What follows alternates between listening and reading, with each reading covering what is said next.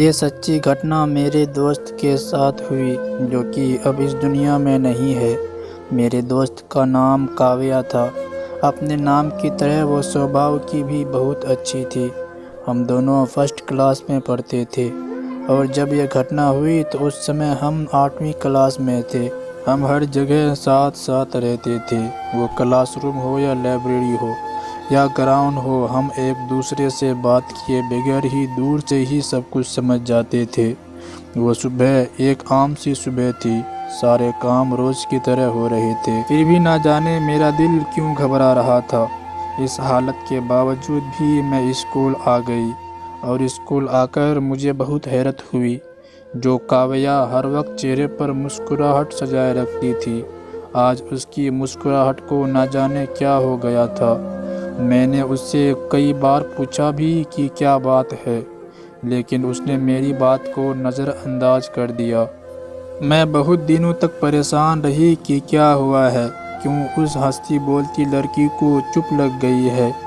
लेकिन मुझे क्या पता था कि मेरे दोस्त के चेहरे की रौनक किसी दरिंदे इंसान ने गम में बदल दी है। दिन आगे खिसकते गए। हमारी 8वीं क्लास का सालाना परिचय में 3 महीने रह गए थे और चूंकि ये सेकेंडरी की आखिरी क्लास थी, इनमें बहुत मेहनत की ज़रूरत होती है ताकि 9th क्लास में आसानी हो। तो मैंने भी काव्या से ध्यान हटाकर पढ़ाई में लगा दिया। काव्या आए दिन छुट्टी करने लगी और उसकी सेहत दिन ब दिन खराब होती जा रही थी। मेरे लाख पूछने पर भी वो मुझे कुछ नहीं बताती। आंखों में उदासी लिए मुझे देखती जा रही थी। झटका तो मुझे तब लगा कि जब फाइनल एग्ज़ाम में काव्या पासिंग मार्क लेकर पास हुई थी। जो लड़की क्लास के इंटेलिजेंट बच्चों की लिस्ट में आती थी, वो कैसे इतने पीछे चली गई। यह सब सोचने का ना तो टीचर के पास समय था और ना ही क्लास फुलों के पास, मगर मेरी तो वो एक ही दोस्त थी। इस बार मैंने पक्का इरादा कर लिया कि मैं पता करके ही रहूँगी कि उसके साथ आखिर क्या हुआ है। फाइनल एग्ज़ाम के बाद 1 महीने की छुट्टी मिल गई, जिसके पहले ही दिन मैंने उसको फ़ोन किया और फ़ोन पर वो बहुत रो रही थी। साथ साथ ये भी कह रही थी कि तुम मेरे घर आ जाओ, मुझे तुझसे कुछ ज़रूरी बात करनी है। मगर उस समय मम्मी घर पर नहीं थी कि वो मुझे वहाँ छोड़ देती। आखिरकार मेरे जिद करने पर काव्या हमारे घर ही आ गई। उसका गुलाबी चेहरा किसी मरीज की तरह पीला हो रहा था। आंखें अंदर घुसी हुई थी और गालों पर मीठे मीठे आंसुओं के निशान थे। मुझे तो उसकी इस हालत से कोई वजह समझ नहीं आ रही थी और वो साथ साथ रो भी रही थी। मेरे समझाने और दिलासा देने के बाद जो कहानी उसने मुझे सुनाई, उसको सुनकर भी कुछ समझ नहीं आ रहा था। दिमाग ने जैसे उस समय काम करना ही छोड़ दिया था। जो कुछ काव्या ने मुझे बताया, आइए वो उसकी ही ज़बान से सुनते हैं। मेरी फैमिली में कुल 5 लोग हैं, मम्मी पापा, 2 बड़ी बहन और सबसे छोटी मैं। घर के छोटे मोटे काम मैं ही किया करती थी, छोटी जो थी, और शायद छोटा होना ही मेरी सबसे बड़ी बदकिस्मती थी। हम जिस घर में रहते थे वहाँ अच्छा पानी हर घर में नहीं आता था। पूरे मोहल्ले या गली में सिर्फ एक घर में ही अच्छा पानी का नल लगा हुआ था, जहाँ से सब गली वाले पानी भरते थे। हमारी गली में जिस घर में नल लगा हुआ था वो मेरी ट्यूशन टीचर थी। मैं उन्हें दीदी कहती थी। मैं उनके घर ट्यूशन पढ़ने जाया करती थी। वो अपने पति के साथ उस छोटे से घर में अकेली रहती थी। उनके ससुराल या उनके मायके से भी कभी किसी को उनके घर आते नहीं देखा था।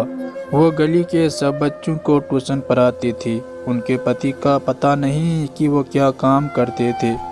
वह हर समय घर पर ही दिखाई देते थे। वो दिन भी कैसी मनहूस दिन था। उस दिन दीदी घर पर नहीं थी और मेरी एक बुक उनके घर पर ही रह गई थी।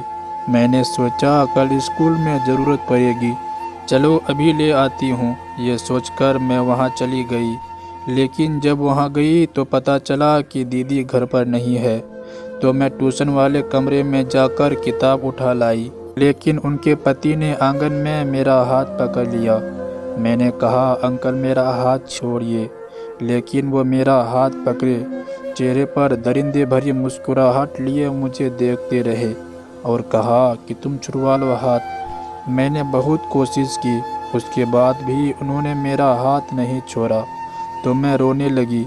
मुझे रोता देखकर उन्होंने मेरा हाथ छोड़ा और कहा कि आज पानी भरने तुम अकेली आना। दरअसल पानी भरने मैं और मेरी बीच वाली बहन जाती थी, क्योंकि सबसे बड़ी बहन तो घर से बाहर भी नहीं निकलती थी, तो बीच वाली बहन के साथ मैं ही जाती थी।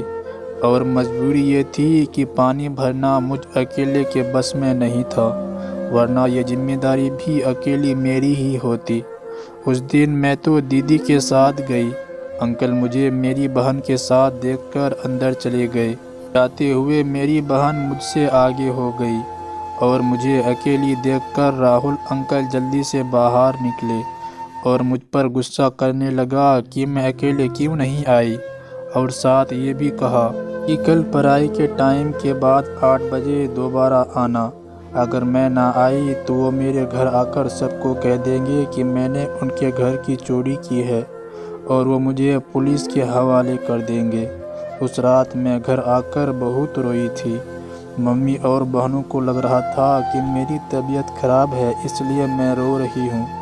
उन्होंने ये जानने की कोशिश नहीं की कि असल में मुझे क्या हुआ है। उसके बाद मेरी बदकिस्मती शुरू हुई। अगले दिन भी ट्यूशन की छुट्टी थी और मेरी तो मजबूरी थी कि मुझे रात के 8 बजे वहाँ जाना था। जब डरते डरते वहाँ गई तो अंकल मुझे फ़ौरन अंदर ले गए और मुझे अजीब नज़रों से देखने लगे। मैंने उनसे कहा कि आपको क्या काम है। मुझे उन्होंने थोड़ी देर रुकने को कहकर कंप्यूटर ऑन किया और मुझे कुछ फ़ोटो दिखाई। जब वो फ़ोटो मैंने देखी तो मैं रोने लगी, क्योंकि वो थी ही ऐसी। उनमें मैं अंकल के साथ ऐसी हालत में थी कि उनको देखकर तो शर्म के मारे मेरी ज़ुबान ही बंद हो गई।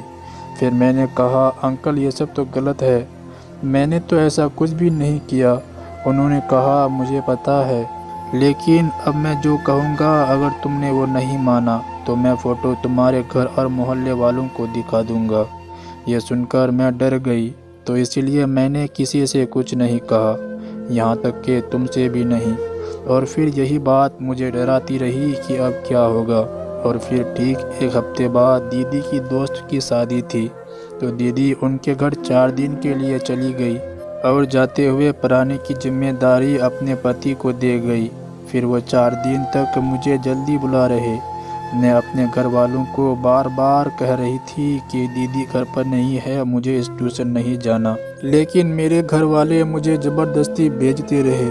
राहुल अंकल सब बच्चे को छुट्टी देकर मुझे सबसे आखिर में छुट्टी देते और उस समय उस घर में हम अकेले होते।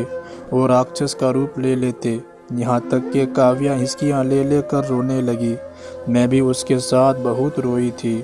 उसके साथ डर भी लग रहा था, क्योंकि ये सोचकर ही कभी छूट रही थी कि कोई ऐसा कैसे कर सकता है।